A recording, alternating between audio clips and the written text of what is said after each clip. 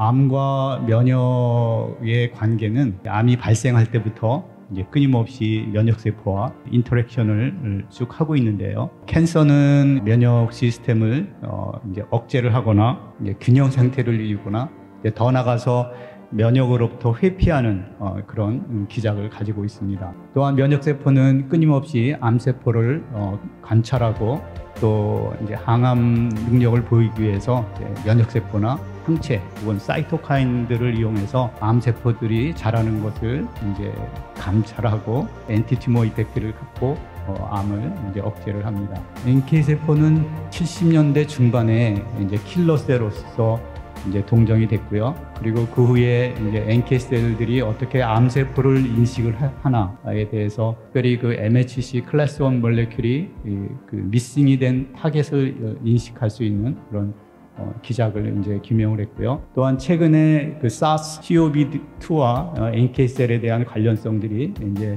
임상의 결과들이 보고가 되고 있는데요.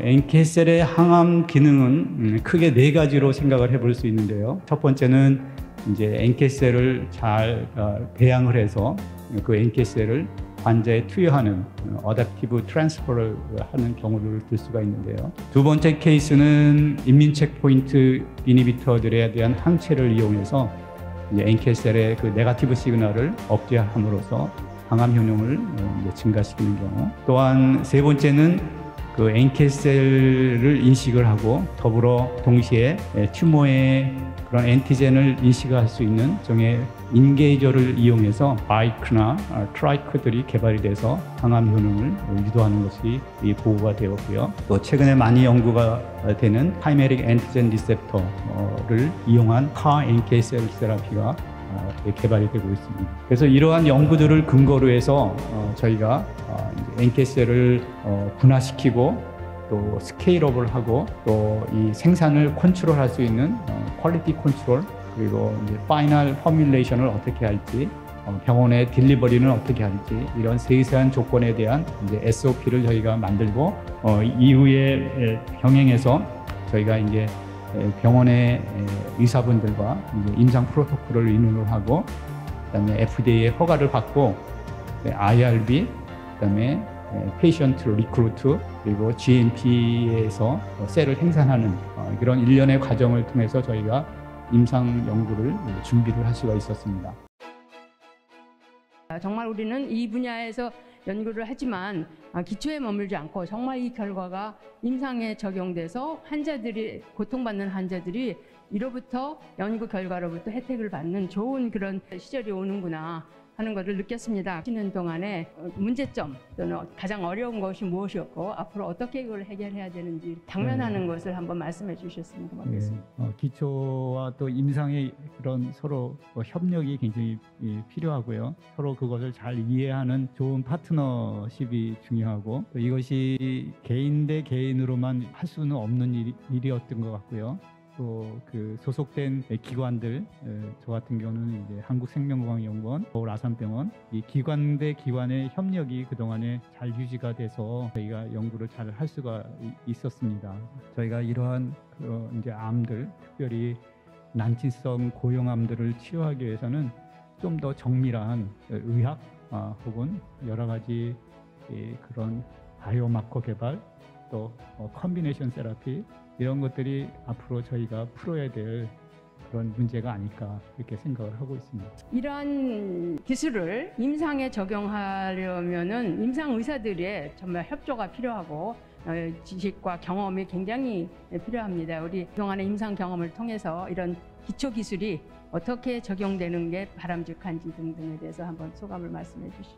세포 치료제는 이게 사실은 우리가 확산 범위가 그렇게 넓지가 않습니다. 사실은 하기가 좀 어렵죠. 왜 그러냐면 생산 프로세스가 이제 이게 굉장히 중요하니까. 저도 이제 사실은 문제가 뭐냐면 생산하는데 2달이 걸려요. T셀 같은 경우. 그러다 배치 레귤레이션이 굉장히 강하기 때문에 만들고도 환자한테 투여를 못하는 그런 어려움이 있거든요.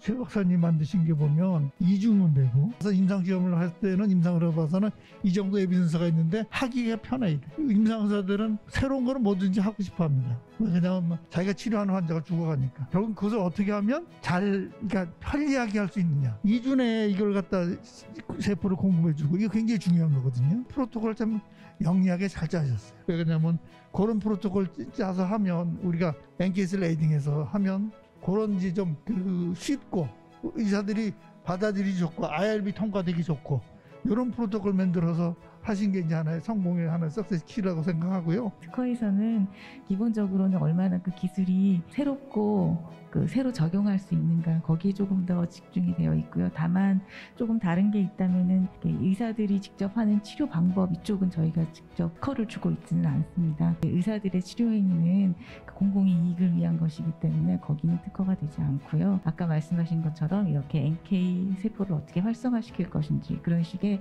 기술에 대해서 이제 주로 말씀을 드리고요. 그쪽은 이제 조금 더 규제를 그러니까 뭐 규제라기보다 하여튼 허가나 이쪽을 담당하는 그 식약처 쪽에서 조금 더 많이 볼 것 같아요. 그래서 이런 새로운 기술들이 이제 도입이 됐을 때 사실은 거부하시는 분들도 있을 거고 찬성하시는 분들도 있고 우리 사회적 합의가 이런 셀 테라피에서도 필요할까요? 한번 말씀을 해주시죠. 허가 기관이라든지 또 병원이라든지 또 중요한 것이 그 환자의 그런 또 의견들 이런 것들이 서로 어느 정도 이제 공감대가 형성이 돼야 된다고 생각하고요. 이것이 얼마나 안전한가, 안전에 대한 그런 자료들이 세포를 생산하는 과정부터 시작해서 또 그 투여했을 때의 안정성에 대한 고려 이런 것들이 잘 근거가 돼야 될 것 같고요. 또 두 번째는 아무리 안정해도 효능이 없으면 안 되니까 효능을 저희가 어떻게 입증을 하는가 그런 면에서 좋은 근거들을 많이 제시를 해야지 사회적인 공감대를 형성하는 데 중요할 거라고 생각하고요. 제도적인 문제일 것 같습니다. 이제 제도적으로 이제 이런 면역 치료 기술, 신기술들은 가격이 비싸잖아요. 비싸서 이건 쓰고 싶어도 어느 경우는 제한되어 있기 때문에 그런 문제들 또 이런 병원에서 좀 쉽게 어세스할 수 있게 이제 그런 어떤 규제 방법, 법률에 더 나가면 법률에 대한 방법. 그래서 이제 어떤 다 근거가 있고 기준이 있는 것인데 좀 환자들의 입장을 고려하는 그런 규제들을 좀 생각해 볼 수 있을 것 같고요. 저도 알았으면 좋을 것 같은데요.